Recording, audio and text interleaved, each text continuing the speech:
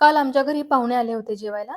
चपाती, भाजी, वरण-भात, गोडाचा पदार्थ असा सगळा साग्र संगीत स्वयंपाक केला होता. जेवायला बसायच्या आधी एका पाहुण्याने सांगितलं, की "मी चपाती अजिबातच खात नाही, मला भाकरीच लागते." मग त्यांच्यासाठी भाकरी बनवली आणि त्यांच्या वाट्याची चपाती उरली. दुसऱ्या पाहुण्याने सांगितलं, "मला अजिबातच भूक नाहीये, मी फक्त भातच खाणार आहे." मग त्यांच्याही वाट्याची चपाती उरली. आता या चपात्या शिळ्याच राहिल्या. दुसऱ्या दिवशी या शिळ्या चपात्यांचं करायचं काय? हा प्रश्न मला पडला. मग मी मिक्सरचं भांडं घेतलं आणि त्यामध्ये या 4ही चपातींचे तुकडे टाकले. हे चपातींचे तुकडे आपण मिक्सरमध्ये बारीक करून घेणार आहोत. मग याचं काय करायचं हे मी तुम्हाला पुढे सांगते. मिक्सरमध्ये चपातीचे तुकडे फिरवून घेताना एक काळजी घ्यायची. अगदी बारीक लगदा करायचा नाही आपल्याला आणि खूप जाडसरही ठेवायचे नाहीत. असा भरड भरड व्हायला पाहिजे. असा आपल्याला चपातीचा चुरा करून घ्यायचा आहे. बघा मी मिक्सरला चपाती फिरवून घेतलेली आहे आणि तुम्हाला दाखवते. अगदी खूप वेळ फिरवायचं नाही, नाहीतर चपातीचा लगदाच होऊन जातो. अशा पद्धतीनं भरड भरड व्हायला पाहिजे. बघू शकता तुम्ही. खूप बारीकही नाही आणि खूप जाडसरही नाही. असा आपण चपातीचा चुरा करून घेतलेला आहे. आता हा चपातीचा चुरा मी एका भांड्यामध्ये काढून घेते आणि याच्यामध्ये ना आपण थोडंसं पाणी टाकणार आहोत. थोडंसं मऊसर करून घेणार आहोत. चपातीचा चुरा अगदी कोरडा कोरडा झालेला आहे. म्हणून आपण थोडंसं पाणी शिंपडणार आहोत त्याच्यावरती. जास्त नाही, 2 ते 3 चमचे पाणी फक्त मी याच्यामध्ये टाकलेलं आहे. हे पाणी आपण चांगलं मिक्स करूया. म्हणजे चपातीचा जो भुगा आहे ना, तो अगदी छान मऊसर होईल. तो कोरडा कोरडा राहणार नाही.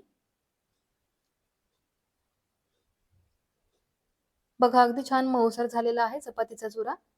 मला थोडा कोरडा वाटतो आहे म्हणून मी 1 चमचाभर पाणी अजून टाकलं त्याच्यामध्ये आणि छान मिक्स करून घेतलं. आता हा भिजवलेला चपातीचा चुरा आपण बाजूला ठेवून देऊया आणि गॅसवरती कढई ठेवूया. कढईमध्ये मी 2 चमचे तेल टाकून घेते. तेल गरम झाल्यानंतर आपण थोडेसे शेंगदाणे याच्यामध्ये टाकूया.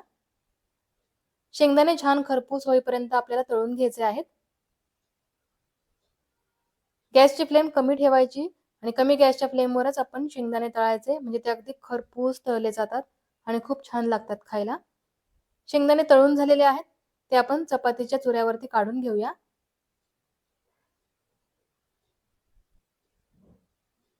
आणि आता याच तेलामध्ये आपल्याला फोडणी तयार करायची आहे. तेल गरमच आहे, तर आपण आता याच्यामध्ये 1 चमचाभर मोहरी टाकूया.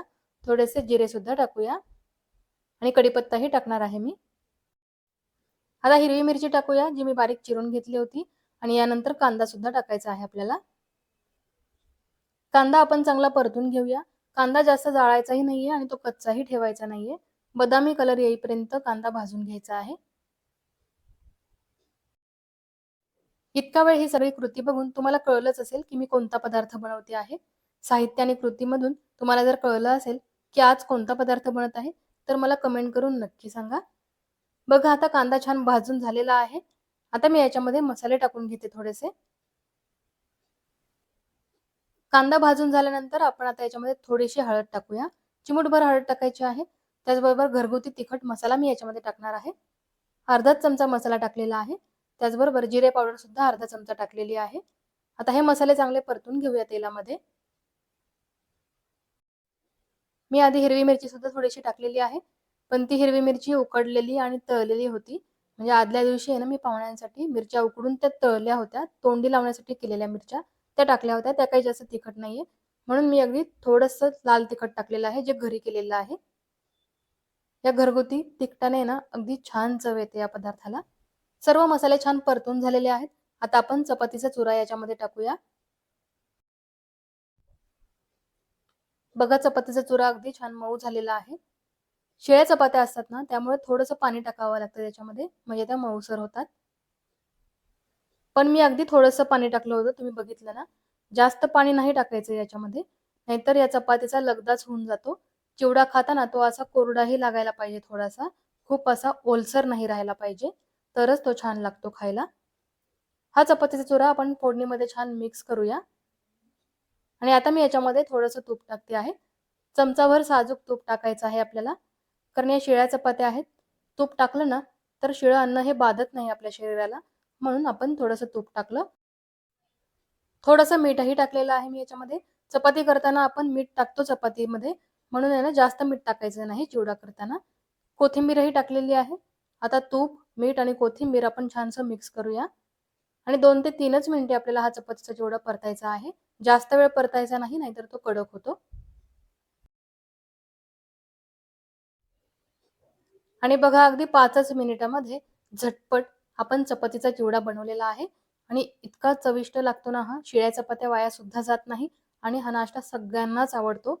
आमच्या घरी तर सगळ्यांनाच आवडतो. तुम्ही सुद्धा या पद्धतीनं एक दिवशी चपातीचा चिवडा करा आणि घरातल्यांना खायला द्या. बघा त्यांना सुद्धा हा नक्कीच आवडेल. पोहे, उपीट, बाकीचा नाश्ता करण्यापेक्षा चपात्या ठेव आणि त्याचा चिवडा कर असं तुमच्या घरचे नक्की म्हणतील. इतका भन्नाट लागतो हा चिवडा. तर कशी वाटली मंडळी तुम्हाला ही रेसिपी? आवडली आहे ना? आवडलीच असणार. शिळ्या चपात्यांपासून अगदी भन्नाट असा नाश्ता आपण बनवलेला आहे. तुम्ही सुद्धा ट्राय करा. तुम्हाला नक्कीच आवडेल आणि ही रेसिपी आवडली असेल तर नक्की व्हिडिओला लाईक करा, शेअरही करा. जास्तीत जास्त मित्रमंडळींना शेअर करा म्हणजे त्यांना सुद्धा अगदी भन्नाट अशा नाश्त्याच्या रेसिपीचा व्हिडिओ मिळेल. तर नक्की व्हिडिओला लाईक करा, शेअर करा आणि चॅनलवरती नवीन असाल तर सबस्क्राईब करायला बिलकुलच विसरू नका. कारण अशाच ईझी आणि टेस्टी रेसिपीज आपण आपल्या चॅनलवरती बघणार आहोत. अशीच मस्त रेसिपी घेऊन मी पुन्हा येणार आहे. धन्यवाद.